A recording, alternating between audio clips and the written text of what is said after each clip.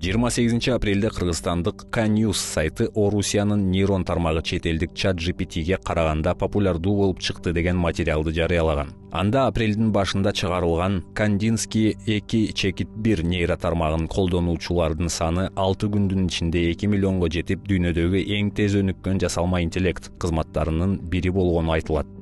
Политклиника медиасы бул маалыматты текшерип көрдү. Kandinsky 2.1 адамдар жазган текстти окуп, анын негизинде сүрөт түзө алган кызмат. Интернет аркылуу сүрөт түзүүчү кызматтардын акыркы чыккан үлгүсү болуп саналат. Ал аркылуу каалаган сүрөттү жасап алууга болот. Белгилүү бир сүрөттөмөнү жазып киргизгенде, бул нейро тармак аны иштеп чыгып, бир канча вариантты колдонуучуга сунуштайт. Аталган нейро тармак 100дөн ашык тилди түшүнөт.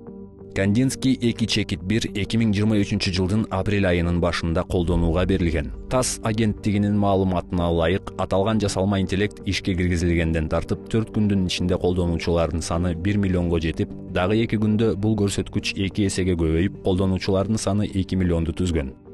Ал эми ChatGPT адамдар менен табигый тилде диалог куруп, компьютердик коддорду түзүп, ар кандай темада анализ жасап, студенттик эссе, сценарийге чейин жазып бере алган чатбот. ChatGPT азыркы учурда кеминде 95 тилде жеткиликтүү кызмат көрсөтөт. ChatGPT 2022 жылы ноябрь айында колдонууга берилген. Чыккан күндөн тартып дүйнө жүзү боюнча тездик менен популярдуулукка ээ болду. Чыгарылгандан кийин 5 күндө 1 миллион, 2 айдын ичинде болсо 100 миллион колдонуучу топтогон. UBS финансылык компаниясы ChatGPT тарыхтагы эң тез өнүккөн тиркеме деп атаган. Kandinsky 2.1 сүрөт түзүүчү кызматты аткарат, ал эми ChatGPT текст түзүүчү кызматты аткарат. Тактап айтканда, экөө эки башка функцияны аткарат. Ошондой эле Kandinsky 2.1-дин популярдуулугу тууралуу маалыматты Орусиянын медиаларынан тышкары англис тилдүү Phone Mantra сайты жазган. Бирок ал дагы маалымат булагы катары аталган нейро тармакты иштеп чыккан Сбер компаниясын көрсөткөн.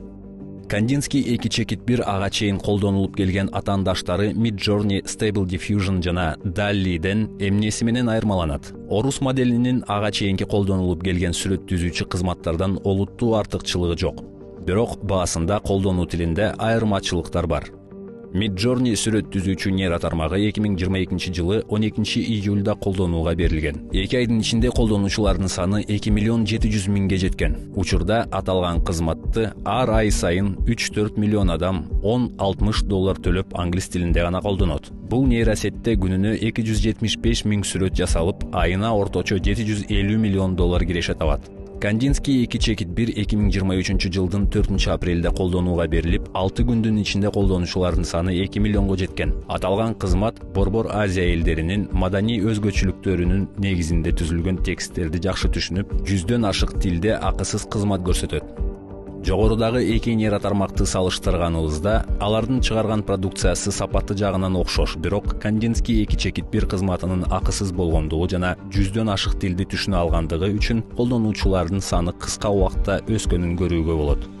Жыйынтык: Орусиялык Kandinsky 2.1 колдонууга чыккан алгачкы жума ичинде ChatGPT'ге караганда көбүрөөк колдонуучу топтой алганы чын. Бирок экөө эки башка функцияны аткарган жасалма интеллект экенин эске алуу керек.